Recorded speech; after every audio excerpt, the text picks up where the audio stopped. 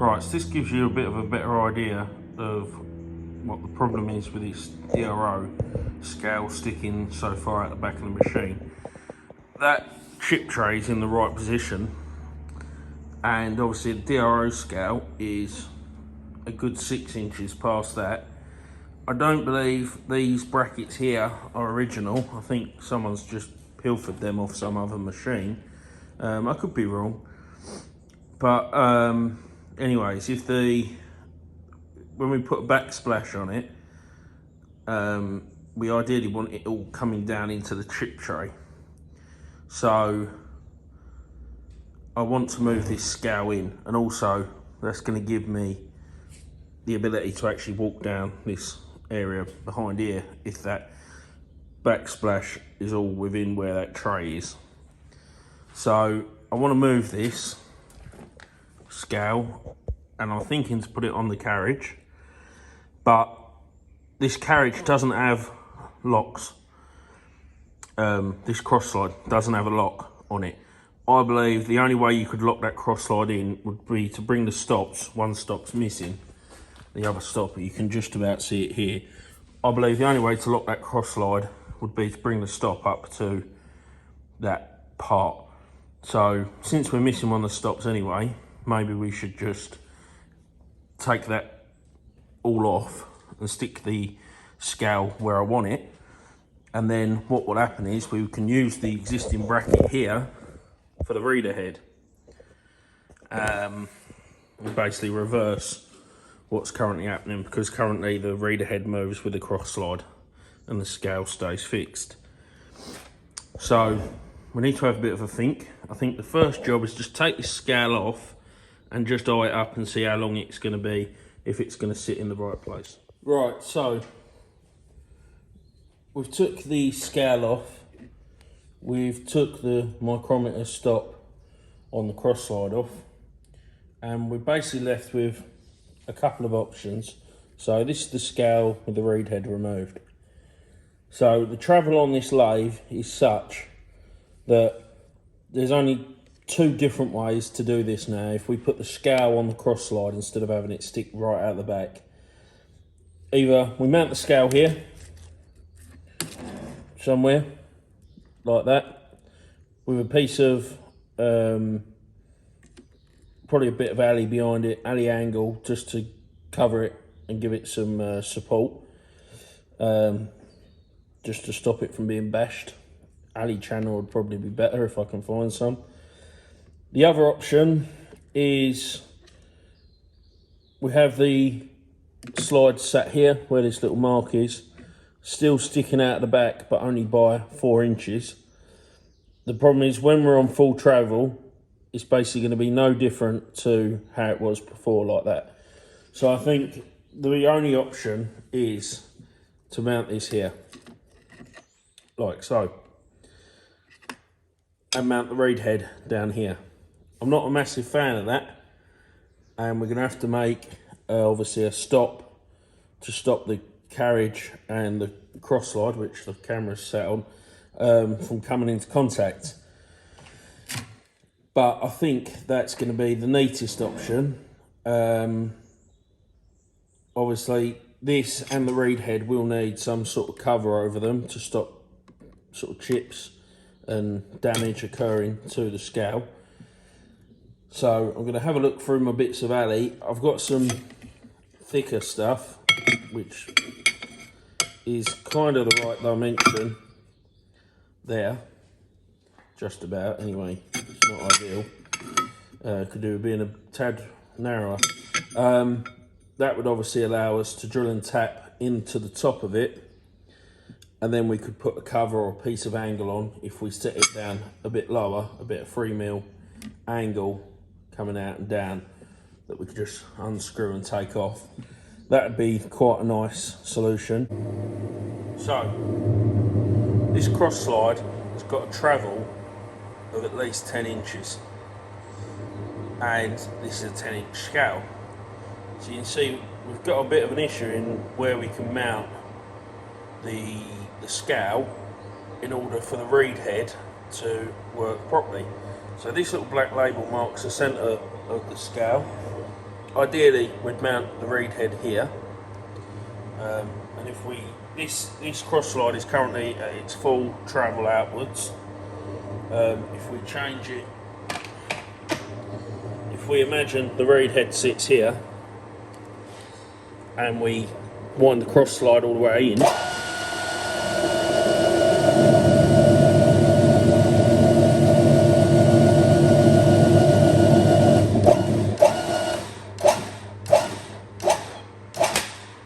so that's just tripped there. So we're a fair bit past where the end of the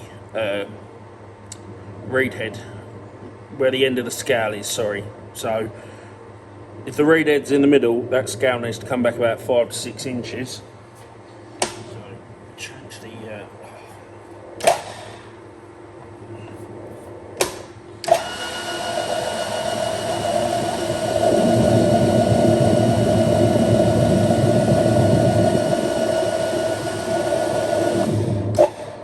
really, this scale will need to be somewhere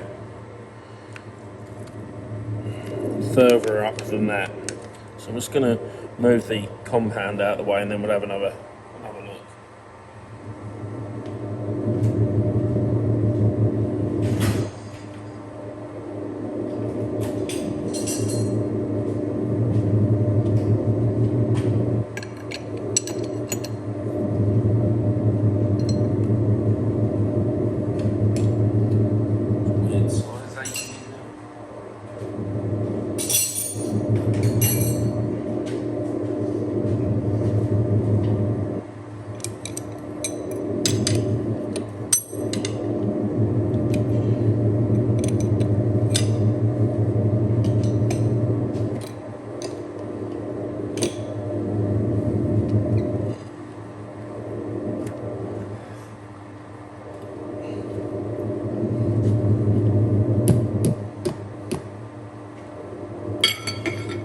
So, let's try and turn the camera slightly.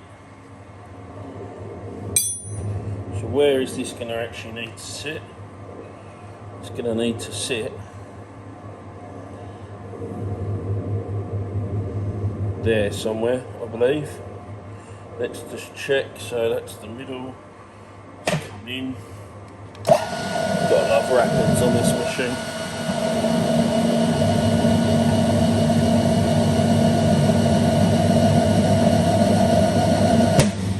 Right, so that's the end of the travel. So yeah, that probably could go slightly forwards. That's where that reed head, pardon me, that's where that scale needs to sit. Right at the front there like that. And then like I say, an aluminium cover over it, because it'll get damaged otherwise.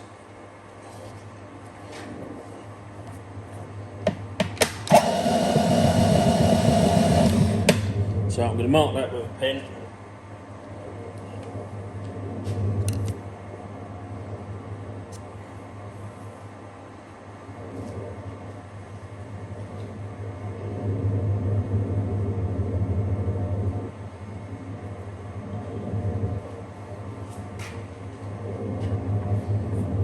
Let's actually measure what the travel is on this machine. So I don't think you'd ever really take it all the way to the back, but better for the machine to trip out than, so we might have to put some sort of stop in anyway to limit the travel.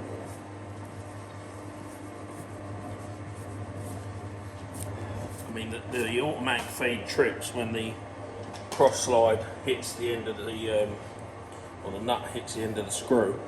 Let's get a tape measure.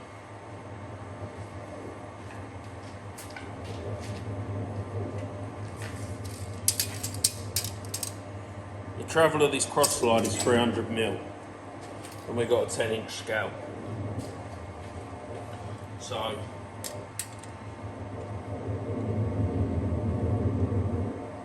can't be wrong. What's that? Work that out. That's a 10-inch scale.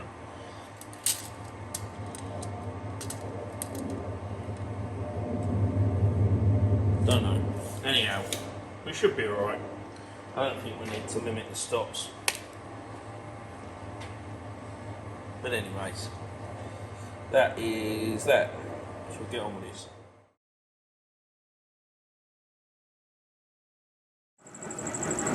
We're just machining the block that's going to take the reader head for the cross slide.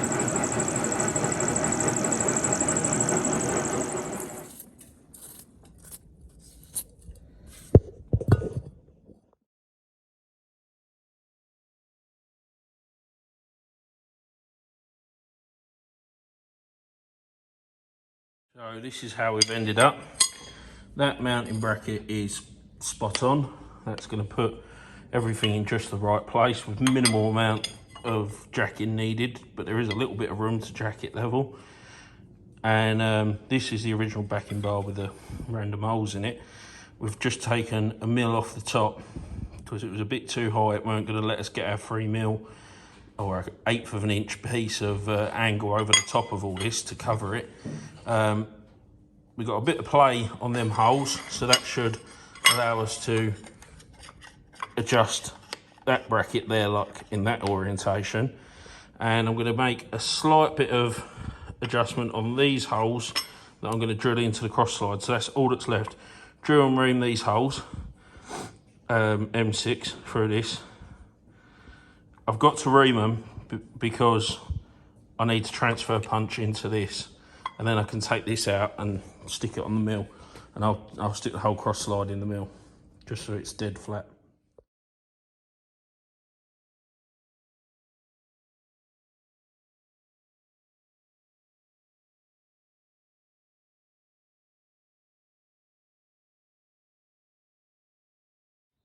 So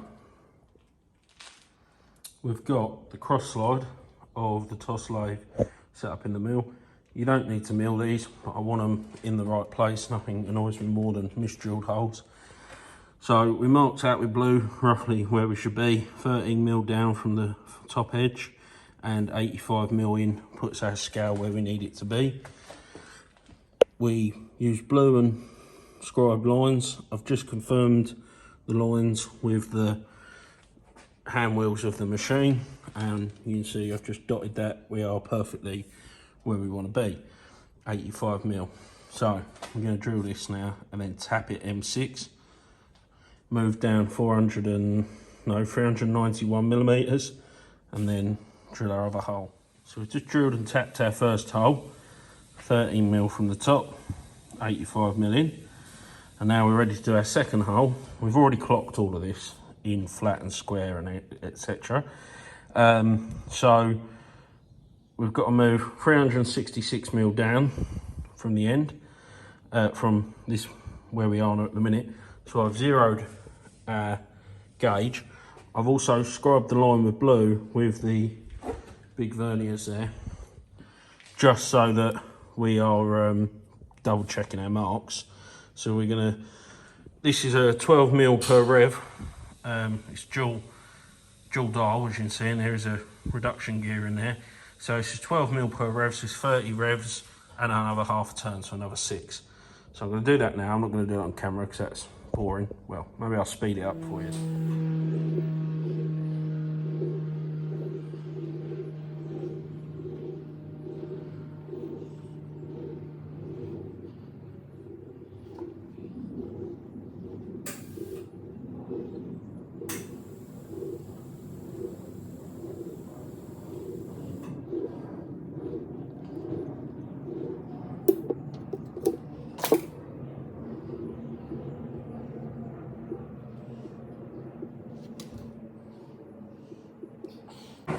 So you can see our scribe lines, and our dot is pretty much bang on the scribe lines. 60, 70 years old, this mill. Still doing a good job. 1950s, 54 I think I made it out to be. Anyways, let's get this sort of drilled out. Now going with a 5 mil drill, which is the tapping drill for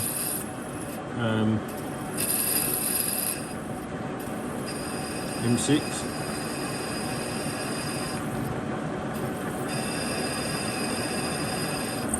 Right, so I'm just going to double check our depth for this.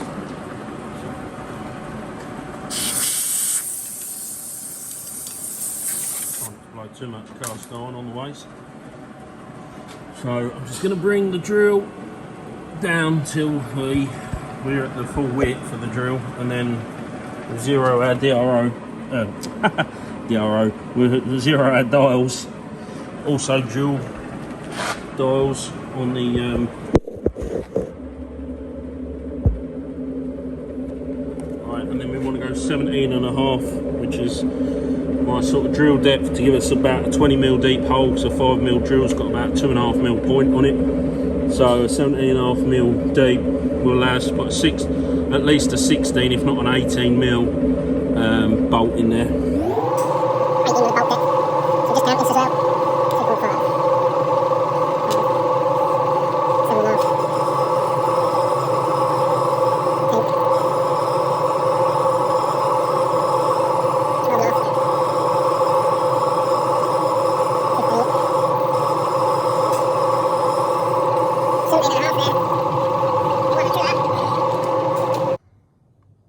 Dormer M6 spiral flute tap.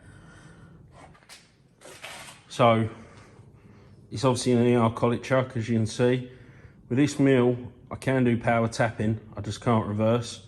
I can do power tapping, because if I stick it in the lowest speed, which I've currently got set up for 316, this mill actually has a clutch, and it's quite a good clutch. So if you get that clutch in the middle there, it does back the power off. So I can't really film it while I'm doing it, because it obviously requires two hands. And but I'll bring you back once I'll stick this back together. I think. How this Archdale mill works, we've just tapped to depth using the clutch for power on and off. So we've just tapped to depth. When you're in a gear, so you pretty quickly learn what your gears are. That's 316, up and in the middle.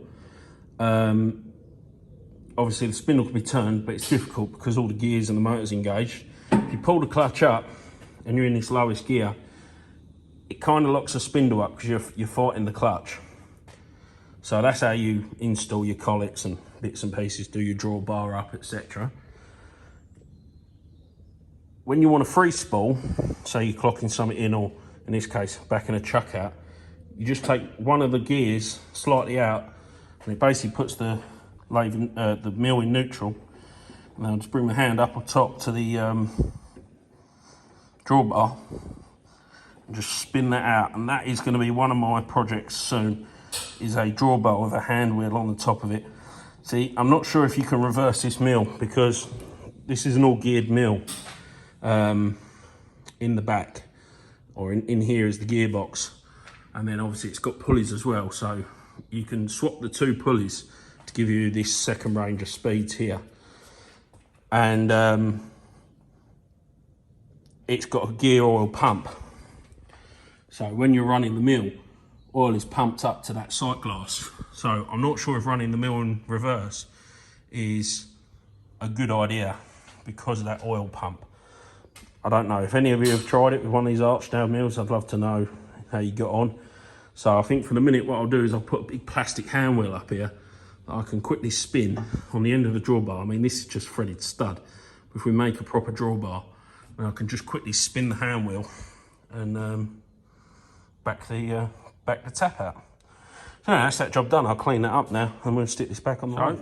Let's have a bit of aluminium in place. Lovely fit. Gives us our 3mm from the top edge. So when our new piece of aluminium angle sits on here, along there, it'll be seamless. There'll be no way for the scale to get damaged, and it should stop the majority of chips and oil getting anywhere near the scale.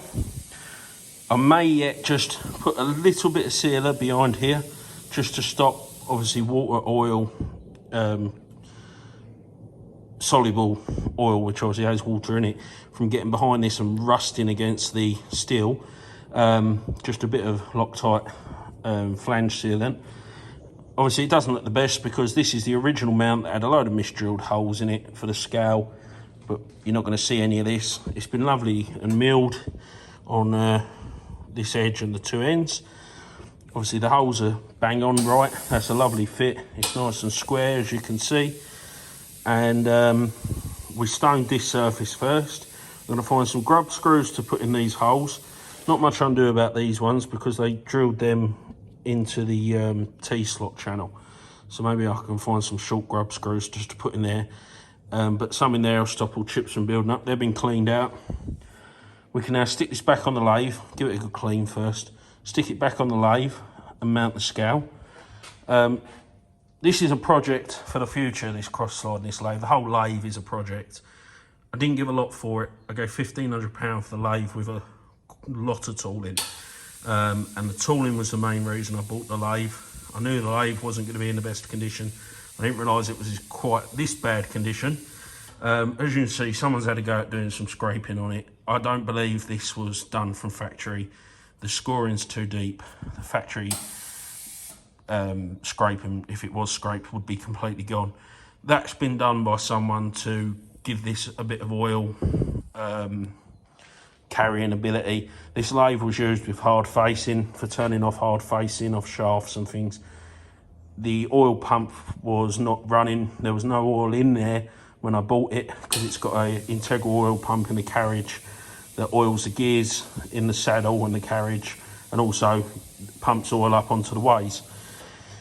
And obviously it's just been neglected, so there is a lot of wear in this lathe. We can sort the carriage and the cross slide out, and the compound. We can scrape that by hand. Having the lathe ground just isn't financially viable. It's not economical in any way, shape or form. Not with the rest of the lathe being an unknown, because obviously there wasn't any oil in the carriage feeding the gears. There wasn't any oil in the headstock feeding the gears. Although they all they look to be in very good condition, it just adds an element of unknown to the lathe, especially in this short term. You know, I've not run it massively because of the accuracy. It's at current, it turns about 4 fail taper over 100 mil, which obviously is not good. Obviously we might be able to address some of that with leveling and bits and pieces, but a lot of it's down to the wear. But what this lathe does allow me to do, which I don't have the ability to do currently, is turn large long pieces and part off at lengths because of the DRO. Before, if I had to make grooves in shafts, etc., which this lathe is more than capable of doing, I would have to mark it all out in blue and do it in my small lathe. Whereas this, I can just put the shaft in, stick it in the centre, stick it in a steady, not that I have a steady yet, but use the DRO to put all my grooves in, because I do a lot of shafts that are just, you know, stock straight from the shelf with circlip grooves for like conveyors and fans and all sorts of bits and pieces. So that's where we're at. This is going to be a future project, scraping this in. We will be getting a new surface plate at some point that will be big enough to do this job. Whether it's a Chinese one from Insize or something a bit better from the UK, I'm not sure yet, but it'll be decent. But this is just a small job on the road to sorting out this lathe, and it's going to make it a bit more usable having the DRO working. I've got to sort obviously the Z-axis scale. This scale wasn't, I disconnected this scale completely because it wasn't doing anything. So obviously the Z-axis scale does need doing as well. We might just buy the Acu-Rite extrusion for that, because currently it's mounted on a piece of black iron, angle iron, and it's crap. So yeah, let's give this a good clean. We'll get this back on. This has been cleaned before. This isn't the first time this has been off the lathe. This has been cleaned right up. I don't know where that rust has crept in from, because of this thing, when it pumps all out, it's like 100% loss. So yeah, let's sort that out. All right, it's been a long day of peeing about. Cross slide on, cross slide off, bloody. I've had this scale on off about 20 bloody times today, but if we move the Noga out of the way, you'll be able to see a bit better. We've got this clocked into within about 3 or 4 foul. That scale isn't actually perfectly flat, I don't think. Either that or that cross slide's really bellied. Could be that. But anyways, so it's all set up. We used the clips, The second clip I had snapped getting it out, so we definitely need to acquire some more of them. These are the Acu-Rite installation clips and setup clips, and someone had left them in position on the other scale, which is where I got them from. But now we've both broke, it's not going to do a great job. So that's the scale. Obviously we utilised the original backing that used to stick out the back of the machine. We milled a millimetre off of the top. That's going to allow our 3mm angle to sit on that quite nicely. We drilled and tapped the cross slide for these 2 bolts at either end. Should it have had 3 bolts? Maybe, but it doesn't seem to be pushing away or bowed. Obviously we made this little bracket down here for the reader head, which is all milled to fit the slot that used to be there for the micrometer stops on the cross slide. This does provide a bit of an issue. We've now no longer got any way of locking the cross slide up, so that's something we're going to have to look into. I'm thinking about a bolt through the T slot here with like a kip handle that will push on the gib and sort of lock the cross slide up. But that's a job for another day. Obviously this cross slide all needs scraping before we get anywhere near that, but it is all now working. So like I say, it's an Acu-Rite DRO. I think it's 2009. I think 2005 or 2009 was the sticker on it. Anyways, so we're reading in diameter at the minute because the machine reads in diameter, but we can swap that to radius, zero the X out, and we turn the machine on, rapid the cross slide backwards a bit, and it's reading our feed.